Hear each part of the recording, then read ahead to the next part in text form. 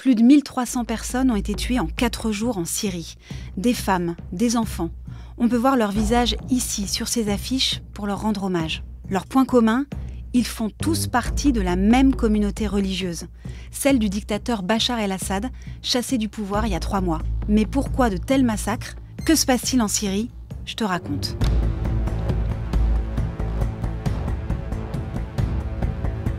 La Syrie, c'est un pays du Moyen-Orient situé à l'est de la mer Méditerranée.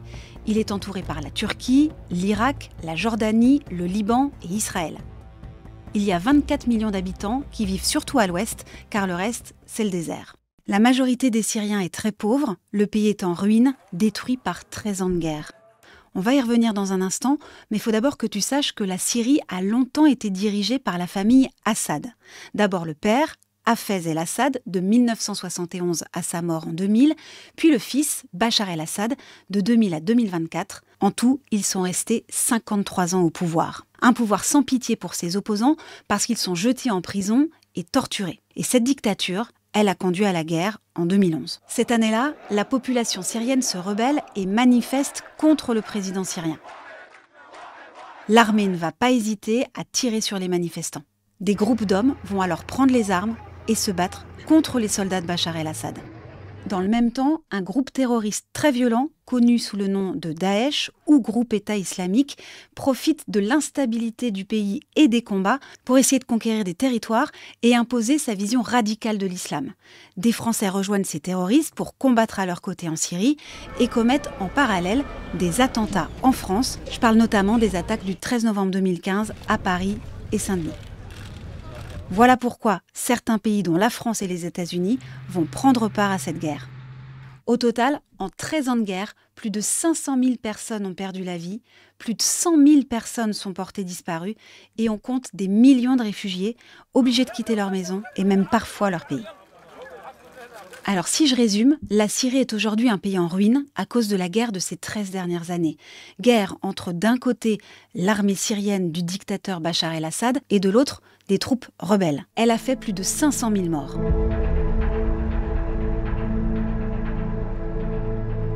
En décembre 2024, le dictateur syrien Bachar el-Assad est chassé du pouvoir par les troupes rebelles. Forcément, beaucoup de Syriens sont contents. C'est la fin de la dictature, la fin de la guerre, la promesse d'une nouvelle vie. Avec un nouveau président, Ahmed al-Shara. C'est lui qui a mené les troupes des rebelles armés contre le pouvoir de Bachar el-Assad. Tout bascule 3 mois après, le 6 mars 2025.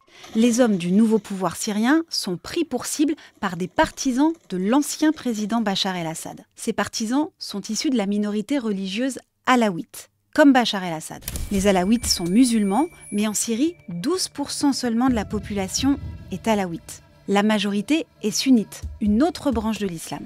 La communauté alaouite vit sur la côte ouest, c'est là qu'ont eu lieu les affrontements entre les fidèles de Bachar el-Assad et les nouveaux hommes forts du pays.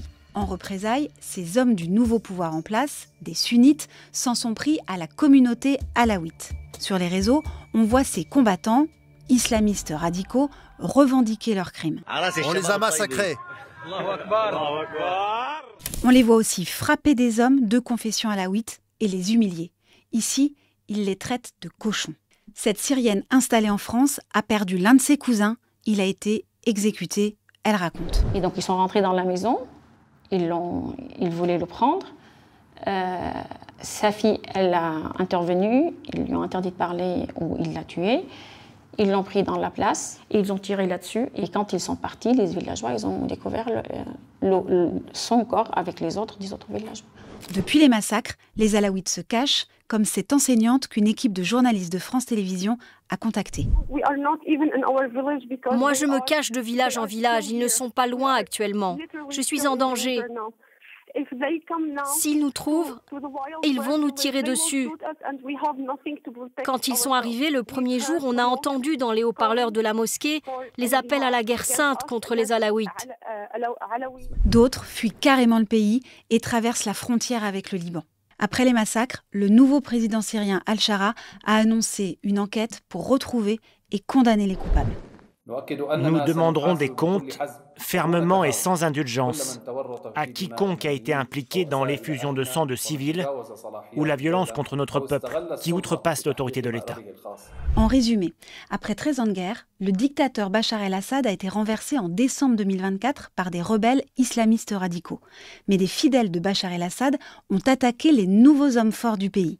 Ils ont immédiatement réagi en tuant plus de 1300 personnes de la communauté alaouite dont est issu Bachar el-Assad.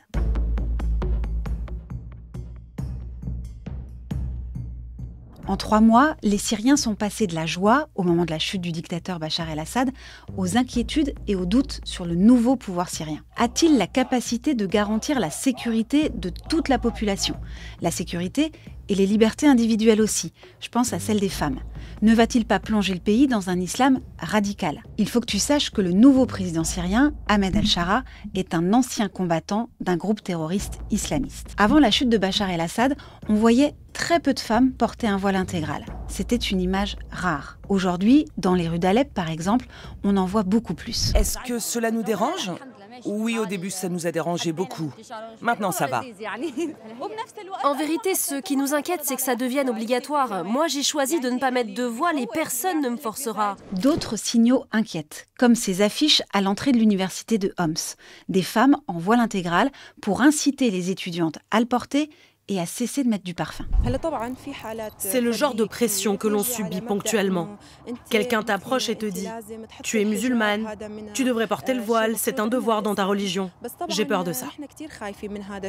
Sur ces bus publics, c'est un autre message. Les femmes sont invitées à monter à l'arrière et à ne pas se mélanger aux hommes. Selon le responsable de la sécurité de Homs, non, il n'y a pas de pression sur les femmes.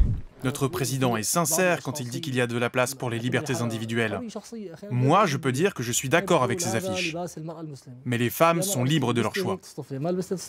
Pour résumer, le nouveau président syrien est fragilisé après les massacres commis par ses combattants des islamistes radicaux. Beaucoup s'interrogent sur sa capacité à garantir la sécurité des Syriens et aussi les droits des femmes. Dans certaines villes du pays, on les incite à porter le voile intégral et à ne pas se mélanger aux hommes dans les bus. Merci d'avoir regardé la vidéo jusqu'au bout. N'hésite pas si tu as des commentaires et on se retrouve très vite sur les réseaux YouTube, TikTok, Insta, Snap et sur le site de France Info.